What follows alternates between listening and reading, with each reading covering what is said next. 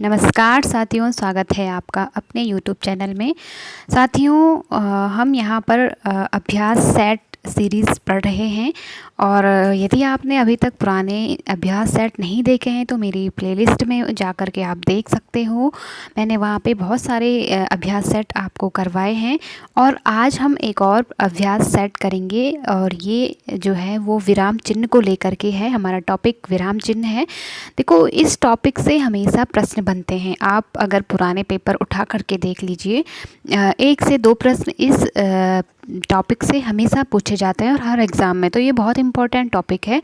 तो यहाँ पे मैंने आज कुल 15 प्रश्न लिए हैं। हम इन 15 प्रश्नों के माध्यम से समझेंगे कि किस तरह के हमारे प्रश्न बनते हैं और जो प्रश्न मैंने लिए हैं वो भी किसी न किसी परीक्षा में पूछे गए हैं। तो दोस्तों, बने रहिए चैनल पे और यदि आपने अभी तक मेरे चैनल को सब्सक्राइब नहीं किया है, लाइक नहीं किया है, तो प्लीज़ कर लीजिए और अपने दोस्तों को भी जोड़ लीजिए, क्योंकि मैं यहाँ पर सामान्य हिंदी का जो कोर्स है वो स्टार्ट करने वाली हूँ बहुत जल्द। तो जुड़े रहिए और लाइक शेयर सब्सक्राइब करना बिल्कुल भी ना भूलिएगा। तो चलिए शुरू करते हैं। सबसे पहला हमारा प्रश्न है, श्री कामता प्रसाद के अनुसार विराम चिन्हों की संख्या कितनी है? तो सबसे पहले मैं आपको बता दूं कि जो कामता प्रसाद गुरु थे वो हमारे हिंदी के व्याकरणाचार्य थे। इन्होंने सबसे पहले हिंदी व्याकरण को व्यवस्थित करने का प्रयास किया था, यानी कि कह सकते हैं कि इन्होंने ही हिंदी व्याकरण को सबसे पहले व्यवस्थित किया था, जिनको हम आज भी फॉलो करते हैं। ठीक है, इनकी जो व्याकरण की पुस्तक है वो सबसे ज़्यादा प्रामाणिक मानी जाती है। ठीक, तो इन्होंने जो है कितने बताए थे? 20 यहाँ पर इन्होंने कुल विराम चिन्ह बताए थे। और इनका एक और कथन था कि हिंदी में जितने भी विराम चिन्ह लिए गए हैं उनमें से सिर्फ पूर्ण विराम मतलब जो हम लास्ट में लगाते हैं किसी भी वाक्य के, ठीक है, तो उसको छोड़ करके, जैसे यहाँ लगा हुआ है इसमें, तो पूर्ण विराम को छोड़ करके बाकी सबके सब जितने भी हमारे विराम चिन्ह हैं वो रोमन लिपि यानी अंग्रेजी भाषा से लिए गए हैं। ठीक है, अब आपने देखा होगा कि जो हमारा पूर्ण विराम है वो अंग्रेजी या रोमन लिपि में प्रयोग नहीं किया जाता है। ठीक, तो इस तरह से चलिए हमारा आज का दूसरा प्रश्न है, आहा तुम्हें पाकर कितना आनंद आ रहा है, वाक्य में उचित विराम चिन्ह का प्रयोग करें। तो देखिए, आप यहाँ पे 4 ऑप्शन दिए हुए हैं, प्रश्नवाचक, विस्मयादिबोधक, उपविराम चिन्ह, पूर्ण विराम चिन्ह। तो यहाँ पे देखिए अंत में तो पूर्ण विराम लगा हुआ है, तो इसलिए पूर्ण विराम तो कट जाएगा। ठीक, ये तो नहीं होगा। उपविराम, विस्मयादिबोधक और प्रश्नवाचक, तो प्रश्नवाचक तो नहीं हो सकता क्योंकि लास्ट में क्या है, पूर्ण विराम लगा हुआ है। ठीक, तो 2 तो हमारे ऐसे ही कर दिए। देखो, मैं आपको यहाँ पे सिर्फ क्वेश्चन ही सॉल्व नहीं कराती हूँ, बल्कि एक चीज़ को अनेक तरह से सोचने की ट्रिक भी बताती हूँ। ठीक है, तो यहाँ पे आप कैसे अपने आंसर तक पहुँचे, एक मैं यहाँ पर वो ट्रिक भी आपको समझाने का प्रयास कर रही हूँ। तो देख लीजिए, फिर बी और सी, अब हमारे पास 2 ऑप्शन बच जाते हैं। ठीक है, तो देखिए उपविराम तो नहीं लगेगा यहाँ पे। ठीक है, उपविराम इस तरह का एक चिन्ह होता है, इसको कहते हैं उपविराम, तो ये तो नहीं लगेगा। तो यहाँ पे दिया हुआ है, आहा तुम्हें पाकर कितना आनंद आ रहा है, तो सीधी सीधी बात है विस्मयादिबोधक, क्योंकि देखो आहा जो शब्द है और कहाँ लगेगा, आहा के बाद में लगेगा, और विस्मयादिबोधक का चिन्ह होता है ये। ठीक है, तो देखो, क्योंकि आहा जो चिन्ह है ना वो एक किसी भी बात की गहराई को दर्शाता है। ठीक है, तो विस्मय यानी कि किसी को या तो याद करना या किसी भी चीज़ की अनुभूति करना। ठीक है, तो इस तरह से जैसे हम कहते हैं हे राम, तो हे के बाद जो चिन्ह लगता है उसे विस्मय यानी किसी का नाम पुकारना, किसी को याद करना। ठीक है, तो विस्मय इस तरह के जहाँ पे शब्द वर्ड आते हैं वहाँ पे हमेशा आपका विस्मयादिबोधक चिन्ह का प्रयोग किया जाता है। ठीक, तो ऑप्शन बी क्या हो जाएगा, सही हो जाएगा। ठीक, अगला तीसरा प्रश्न है हमारा। देखिए, वीडियो बहुत लंबा ना हो जाए इसलिए मैं थोड़ा स्पीड अपनी मैंने बनाई है, तो यदि आपको समझ में नहीं आ रहा तो आप थोड़ा स्पीड लो करके या फिर वीडियो को बार बार पॉज करके आप अपने नोट्स बना सकते हो। ठीक है, और कॉपी पेन ज़रूर लीजिए, क्योंकि ये जो प्रश्न मैं बता रही हूँ वो फिर से रिपीट होंगे। ठीक है, तो हल्के में बिल्कुल भी ना लीजिए। देखो, तीसरा प्रश्न है, अर्धविराम के स्थान पर किस विराम चिन्ह का प्रयोग किया जाता है? अर्धविराम, तो एक होता है अल्पविराम और एक होता है अर्धविराम। तो अर्धविराम होता है एक छोटा सा बिंदा और उसके नीचे से कॉमा, ठीक।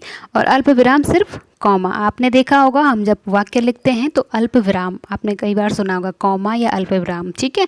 तो अर्धविराम के स्थान पर किया जा सकता है, किसका प्रयोग किया जा सकता है? अल्पविराम का प्रयोग किया जा सकता है, यानी कि इसके स्थान पर हम इसका भी प्रयोग कर सकते हैं, ठीक। देखिए एक चीज़ मैं और बता देती हूँ यहाँ पे। अर्धविराम का मतलब होता है जहाँ पे अल्प विराम की अपेक्षा थोड़ा ज़्यादा रुकना पड़ता है, ठीक है। अल्प विराम मतलब एक मिनी सेकंड के लिए रुकना, ठीक है। एक मिनी सेकंड के लिए जहाँ पे रुका जाता है वहाँ पे अल्प विराम होता है, और जहाँ पे थोड़ा सा एक सेकंड के लिए जहाँ पे रुका जाता है उसको कहते हैं अर्धविराम, ठीक। इस पर मैं एक डिटेल से वीडियो बनाऊंगी, उदाहरण सहित आपको समझाऊंगी कि कैसे इन विराम चिन्हों का प्रयोग वाक्य में हम करते हैं, ठीक है। तो आज हम प्रैक्टिस सेट ही देख लेते हैं, इसके माध्यम से समझने का प्रयास करते हैं। हमारा चौथा प्रश्न है, पवन घर आया थोड़ी देर रुका और चला गया। देखो मैंने जब इसको पढ़ा ना तो एक बिल्कुल फ्लो में पढ़ा, क्योंकि इसके बीच में कोई भी विराम चिन्ह नहीं है। और विराम चिन्ह क्या होते हैं? किसी भी वाक्य में जब हम ठहराव लाने के लिए, ठीक है, उसको सार्थकता प्रदान करने के लिए हम क्या करते हैं? विराम चिन्हों का प्रयोग करते हैं। अगर हम विराम चिन्हों का प्रयोग नहीं करेंगे तो भाषा में क्या हो सकता है, कभी कभी अर्थ का अनर्थ हो सकता है, ठीक। तो इसलिए हम विराम चिन्हों का प्रयोग करते हैं। तो पवन घर आया थोड़ी देर रुका और चला गया, तो यहाँ पे क्या है, कोई विराम चिन्ह नहीं है, तो इसलिए हमने इसको सीधे पढ़ा। और अगर हम कह रहे हैं कि इसमें कौन सा विराम चिन्ह लगेगा, तो इसमें एक तो अल्प विराम दिया हुआ है, एक पूर्ण विराम दिया हुआ है, एक उपविराम दिया हुआ है और एक प्रश्नवाचक दिया हुआ है। तो इनमें से कौन सा होगा यहाँ पे? पहला वाला, ठीक है। कैसे? पवन घर आया, एक क्रिया की उसने, कॉमा लग जाएगा, ठीक है। थोड़ी देर रुका और चला गया। अब देखिए 2-3 क्रियाएं उसने की, पहले तो घर आया, फिर क्या किया उसने? रुकने की क्रिया की, थोड़ी देर रुक गया, ठीक है, और फिर क्या हुआ? चला गया। तो यहाँ पे 3 क्रियाएं आपको दिख रही हैं। तो एक क्रिया जब उसने संपन्न की तो हमने उसके बीच में कॉमा लगा दिया, है ना। अब देखिए थोड़ी देर रुका, हम चाहते तो हम यहाँ पर भी कॉमा लगा सकते थे, लेकिन क्यों नहीं लगाया? क्योंकि इसके बाद जो है ना वो उसकी अंतिम क्रिया है। अगर हम कहते कि पवन घर आया, कॉमा थोड़ी देर रुका, कॉमा चला गया और फिर वापस आया, तो फिर क्या हो जाता? यहाँ पे कॉमा लगता है। लेकिन अब यहाँ पे क्या है? अंतिम क्रिया है, चला गया। इसके बाद उसने कोई क्रिया नहीं, उसके बाद उसका कोई वर्णन नहीं है, कोई जिक्र नहीं है, तो इसका मतलब क्या है? ये अंतिम क्रिया है। तो इसका एक नियम होता है कि जो अंतिम क्रिया होती है ना उसके पहले क्या होता है? योजक चिन्ह, यानी कि और, इसलिए, एवं, तथा ऐसे चिन्ह लगते हैं, ठीक है। तो यहाँ पे क्या हुआ है? अंतिम क्रिया से ठीक पहले और का प्रयोग किया गया है, क्योंकि जो कॉमा है वो उसकी पहली क्रिया के बाद जो पहले की क्रियाएं होती हैं ना उनमें कॉमा का प्रयोग किया जाता है, ठीक। उम्मीद कर रही हूँ कि आप लोग समझ पा रहे होंगे। चलिए अगला हमारा 5वां प्रश्न है, रोहन, राजीव, राजा और वैभव अपने कार्य में संलग्न हैं। यहाँ पर भी सेम चीज़ है, यहाँ पर भी हमारा कॉमा यानी कि अल्प विराम का प्रयोग होगा, ठीक। कैसे? देखो कितने सारे लोग हैं यहाँ पे, रोहन है, राजीव है, राजा है और वैभव। और के बाद जो अंतिम व्यक्ति है वो कौन है? वैभव है। और उसके पहले क्या लगा हुआ है? क्या लगा है? योजक चिन्ह लगा है, योजक शब्द लगा हुआ है। देखिए आपको सिर्फ एक दृष्टिकोण से नहीं देखना है, कभी कभी आपको देखो सेम प्रश्न आपसे पूछ लिया जाएगा कि इसमें से इस वाक्य का शुद्धिकरण करो, या इस वाक्य की शुद्धि कैसे होगी, कौन सा शुद्ध वाक्य होगा। इस तरह से आपको वाक्य शुद्धिकरण भी पूछा जाता है। तो यहाँ पे क्या अशुद्धि है?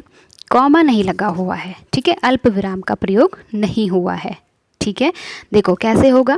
रोहन, कॉमा राजीव, कॉमा, ठीक है। अब रोहन, राजीव पहले 2 व्यक्ति हैं, फिर राजा तीसरा है और वैभव क्या है? अंतिम व्यक्ति है। तो उसके ठीक पहले क्या आ जाएगा? योजक शब्द आ जाएगा, ठीक है। तो यहाँ पे कॉमा का लगना अति आवश्यक है, ठीक। चलिए तो इसमें डी ऑप्शन सही हो जाएगा। नंबर 6 हमारा प्रश्न है, मैं सचिन के घर पहुंचा परंतु वह नहीं मिला, पूर्ण विराम, ठीक है। वाक्य में कौन सा विराम चिन्ह लगेगा? अब यहाँ पे क्या करना है? मैं सचिन के घर पहुंचा। अब यहाँ पे आपको विराम चिन्ह नहीं दिए हुए हैं बल्कि उनके नाम दिए हुए हैं, अवतरण चिन्ह उपविराम चिन्ह, अल्प विराम, पूर्ण विराम। तो यहाँ पे कौन सा लगेगा? पूर्ण विराम तो लास्ट में लगता है, वो लगा हुआ है। ठीक है, अवतरण चिन्ह ये आप देख रहे होंगे जो आपके ऊपर से लगे हुए हैं, वो लगा हुआ है, इसलिए ये भी कट जाएगा, ये भी कट जाएगा। दो बचे अल्प विराम और उपविराम। उपविराम इस तरह से होता है जहाँ पे संवाद होते हैं ना, वहाँ पे या किसी का विवरण देना होता है, वहाँ पे उपविराम का प्रयोग किया जाता है, तो ये भी कट जाएगा, इसलिए ये भी नहीं होगा। सीधे सीधे क्या बच गया? अल्प विराम बच गया। देखो मैं आपको एक फैक्ट बताती हूँ, मतलब लेखन में हम सबसे ज़्यादा अगर किसी चिन्ह का प्रयोग करते हैं तो वो है हमारा अल्प विराम, सबसे ज़्यादा। ठीक है, फिर ठीक है, इसके बाद है हमारा क्या था? मैं सचिन के घर पहुंचा। अब मैं बताती हूँ कहाँ पे लगेगा, यहाँ पे, क्योंकि हमने यहाँ पे क्या की? एक क्रिया संपन्न की। ठीक है, परंतु वह नहीं मिला। ठीक, तो यहाँ पे इस तरह से आप इसका प्रयोग करेंगे। ठीक है, 7वां प्रश्न हमारा, कबीर वाणी के डिटेक्टर थे। इस वाक्य में रेखांकित चिन्ह कौन सा विराम चिन्ह है? रेखांकित मतलब जो आप देख रहे हैं ना, जो ये ऊपर से लगा हुआ है इसको रेखांकित किया गया है, फिर ये जो ऊपर से लगा हुआ है इसको रेखांकित किया गया है। तो आपको बताना है कि ये कौन सा है, कौन सा हो सकता है। अभी हमने ऊपर भी आपको बताया था, उद्धरण चिन्ह है ये। ठीक है, उद्धरण चिन्ह, उद्धरण या अवतरण चिन्ह एक ही बात होती है। ठीक है, जो हम वाक्य के शुरू में और अंत में ऊपर से लगाते हैं, बीच में हम वाक्य लिखते हैं ना, तो उसे कहते हैं उद्धरण चिन्ह या इकहरा अवतरण भी इसे कहते हैं। और अगर कभी आपने देखा होगा इस तरह से लिखा होता है दो मतलब अवतरण चिन्ह, तो उसे कहते हैं दोहरा अवतरण चिन्ह, या आपने इंग्लिश में तो सबको पता होगा, मैं समझ सकती हूँ, तो उसको कहते हैं इन्वर्टेड कॉमा। ठीक है, इसको कहते हैं सिंगल इन्वर्टेड, इसको डबल इन्वर्टेड। ठीक है, तो यहाँ पे इसी तरह से हिंदी में भी इकहरा अवतरण और दोहरा अवतरण या उद्धरण चिन्ह। ठीक, तो इसका क्या हो जाएगा? ए आंसर हो जाएगा। चलिए अगला हमारा 8वां प्रश्न है, प्रभु मेरा कल्याण करो। वाक्य में उचित विराम का प्रयोग करें। तो यहाँ पे कौन सा हो जाएगा? प्रभु क्या हो रहा है? किसी का संबोधन हो रहा है, किसी को याद किया जा रहा है, विस्मय किया जा रहा है, तो सीधे सीधे यहाँ पे कौन सा आ जाएगा? विस्मयादिबोधक चिन्ह आ जाएगा। और कहाँ प्रयोग होगा? प्रभु के बाद में। ठीक है, तो ये चिन्ह यहाँ पे आ जाएगा, ऑप्शन ए सही हो जाएगा। ठीक, चलिए अगर अगला हमारा 9वां प्रश्न है, तुम कब आओगे। इस वाक्य में किस विराम का प्रयोग करें? तुम कब आओगे। तो सीधे सीधे आपको पता चल रहा होगा कि एक प्रश्न यहाँ पर किया जा रहा है। ठीक है, तुम कब आओगे, तो सीधे सीधे बी हमारा सही हो जाएगा। अगला है हमारा 10वां प्रश्न, योजक चिन्ह को किस अन्य नाम से जानते हैं। तो योजक का मतलब क्या होता है? जोड़ने वाला। जैसे पहले मैं आपको इसका आंसर बता देती हूँ, इसमें ए ऑप्शन सही हो जाएगा। ठीक है, जैसे मान लो मैंने लिखा माता पिता। ठीक है, अब हम इस तरह के जब शब्द लिखते हैं, या भाई बहन, माता पिता, या शीत और उष्ण, ठीक है, तो जब हम बीच में एक ऐसा डैश लगाते हैं ना छोटा सा, तो उसको कहते हैं सामासिक चिन्ह। ठीक है, तो इंग्लिश में तो आपको पता था डैश बोलते हैं। ठीक है, लेकिन यहाँ पे आपको पता नहीं था कि इसको क्या कहते हैं, सामासिक चिन्ह भी कहते हैं, या फिर योजक। योजक का मतलब दो शब्दों को जोड़ता है जो आपस में। ठीक है, ठीक है, इसके बाद हमारा 11वां प्रश्न है, शोक व्यक्त करने के लिए किस चिन्ह का प्रयोग करते हैं। तो शोक, विस्मय, किसी को याद करना हो तो वहाँ पे कौन सा होता है? विस्मयादिबोधक चिन्ह का प्रयोग होता है। जैसे यहाँ पे, जैसा हम बोलते हैं ना, हाय वह नहीं रहा, वह नहीं रहा, हम कहते हैं ना, तो यहाँ पे क्या हो रहा है? शोक व्यक्त किया जा रहा है, तो ये हाय जो है ना, और इसके बाद हमने ये चिन्ह जो लगाया, ठीक है, तो ये क्या हो गया? विस्मयादिबोधक का चिन्ह है, शोक व्यक्त किया जा रहा है। ठीक, विवरण चिन्ह को पहचानें। तो विवरण चिन्ह का मतलब क्या होता है? जहाँ पर हम, जैसे अब आप लोग कोई टॉपिक लिखते हैं, कोई निबंध है, कोई विस्तृत जब कोई बात लिखी जाती है किसी चीज़ के बारे में, तो हम हेडिंग्स लिखते हैं ना। तो जब हम, जैसे मान लो मैंने लिखा जलवायु के ऊपर हमने कुछ लिखना है, ठीक है, जलवायु।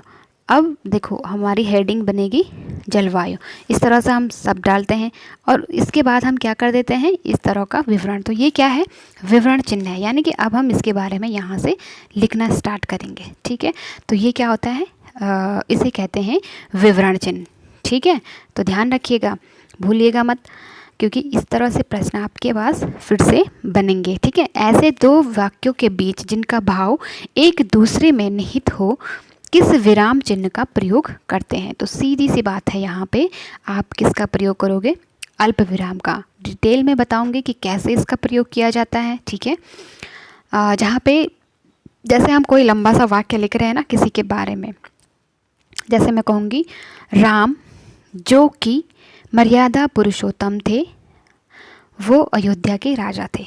ठीक है, तो राम, जब हमने राम लिखा तो उसके बाद हमने उनके बारे में कुछ एक बात और बताई, जो कि मर्यादा पुरुषोत्तम थे, अयोध्या के राजा थे। तो हम सीधे सीधे लिख सकते थे कि राम अयोध्या के राजा थे, हमें बीच का वाक्य लिखने की ज़रूरत नहीं थी। लेकिन हमने उनको उनके गुणों को विस्तार प्रदान करने के लिए एक बात और उनके बारे में बताई। ठीक है, तो यहाँ पे ये जो वाक्य होता है ना, इसका भाव इसमें निहित होता है। जैसे ही हम राम कहते हैं तो हम सब जानते हैं कि राम क्या थे, मर्यादा पुरुषोत्तम थे, तो बताने की ज़रूरत नहीं थी। लेकिन हमने उनके गुणों का विस्तार, उनके बारे में और जानने के लिए हमने उनके बारे में एक वाक्य और बताया। ठीक है, तो इस तरह से जो वाक्य होते हैं तो उनके बीच में क्या होता है, अल्प विराम का प्रयोग किया जाता है। ठीक है, चलिए 14वां हमारा प्रश्न है, तुल्यता सूचक चिन्ह को पहचाने। तो तुल्यता का मतलब क्या होता है, जहाँ दो चीज़ों के बारे में बीच क्या होती है, तुलना की जाती है, बराबरी बताई जाती है, समानता बताई जाती है। ठीक है, तो सीधी सी बात है, आपको यहाँ पे कौन सा चिन्ह दिख रहा है, बराबर का, इज इक्वल टू। तो देखिए हम यहाँ पे हिंदी पढ़ रहे हैं तो हिंदी की भाषा में इसको क्या कहेंगे, तुल्यता सूचक चिन्ह कहेंगे। ठीक है, अंग्रेजी में या गणित में आपने देखा होगा तो इसको क्या कहते हैं, बराबर कहते हैं या इज इक्वल टू कहते हैं। ठीक है, तो जबकि यहाँ पे हम क्या कर रहे हैं, हिंदी में हम इसको किस नाम से जानते हैं, तुल्यता सूचक चिन्ह के नाम से जानते हैं। ठीक, चलिए हमारा आज का लास्ट प्रश्न है, हंसपद किस विराम का एक और नाम है। तो इसका सीधा सा आंसर हो जाएगा त्रुटि विराम को। देखो कैसे मैं इसको उदाहरण से समझाती हूँ। देखो जैसे मैं एक वाक्य लिख रही हूँ, मेरा देश है। ठीक है, अब देखो मैंने यहाँ पर लिखा मेरा देश है, लेकिन हम एक यहाँ पे लिखना चाह रहे थे मेरा देश महान है। ठीक है, अब मान लो हमें यहाँ पर इस जगह पे हमें क्या लिखना था, महान शब्द लिखना था, लेकिन हम तो आगे निकल गए, हम भूल गए लिखना। तो यहाँ पे क्या होता है कि अब हम उस वाक्य को लिखने के, उस शब्द को लिखने के लिए हम अपना पेज नहीं ख़राब कर सकते या फाड़ नहीं सकते, दोबारा से नहीं लिख सकते। तो हम क्या करते हैं, वहाँ पे जो लोग यहाँ पे मैं एक चीज़ बताना चाहती हूँ कि जो लोग लिखित एग्ज़ाम की तैयारी कर रहे हैं ना, या कोई भी हो, आप अगर वनडे एग्ज़ाम की तैयारी भी कर रहे हैं तो कोई दिक्कत नहीं, आपको इन चीज़ों का ज्ञान होना चाहिए, क्योंकि अगले दिन आपको जॉब में जाना पड़ सकता है। और हमारे भारत में अभी तक हमारे जो हिंदी प्रदेश हैं वहाँ पर कामकाज जो ऑफिशियल वर्क होता है वो हिंदी में भी होता है। ठीक है, तो हो सकता है आपको इन चीज़ों का वहाँ पे इनकी ज़रूरत पड़े और फिर आपको कठिनाई फेस करनी पड़ सकती है। तो इसलिए ये चीज़ें आपको नॉलेज ज़रूर होनी चाहिए। ठीक है, तो देखो त्रुटि हो जाती है, आप लिख रहे हैं और आपसे कोई वर्ड छूट जाता है बीच में। ठीक है, तो आप क्या करोगे, वहाँ पे एक छोटा सा सिंबल लगा दोगे इस तरह से। ठीक है, यहाँ पे ये आप देख रहे होंगे 14वें प्रश्न में दिया हुआ है, तो ये त्रुटि सूचक चिन्ह है। ठीक है, तो देश महान है, जहाँ पे हमने महान लिखना था ना, वहाँ पे हम इस चिन्ह का प्रयोग कर देंगे और ऊपर से लिख देंगे महान। समझ आया? तो महान, अब देखो यहाँ पे एक तो जो एग्जामिनर होगा ना, अगर वो 2 नंबर आपको देना चाह रहा था तो वो 2 की 2 ही देगा आपको। ठीक है, क्योंकि आपने क्या किया, एक तो आपने चिन्ह का प्रयोग किया, ऊपर से आपने ये दर्शा दिया कि हमें पता था। तो एग्जामिनर इससे इम्प्रेस हो जाएगा, कहेगा कि हाँ इसको पता था लेकिन गलती से छूट गया।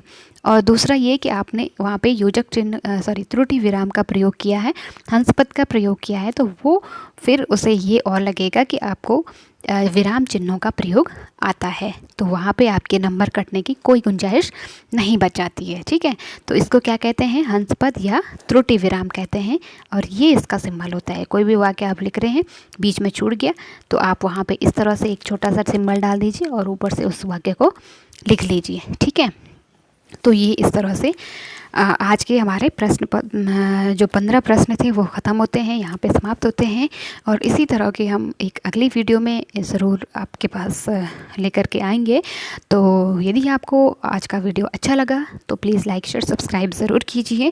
पुराने मैंने बहुत सारे प्रैक्टिस सेट कर रहे हैं, मैं उनका लिंक आपको डिस्क्रिप्शन में प्रोवाइड करा दूंगी। ठीक है, तो मिलते हैं नेक्स्ट वीडियो में। तब तक के लिए अपना और अपनों का ख्याल रखिए।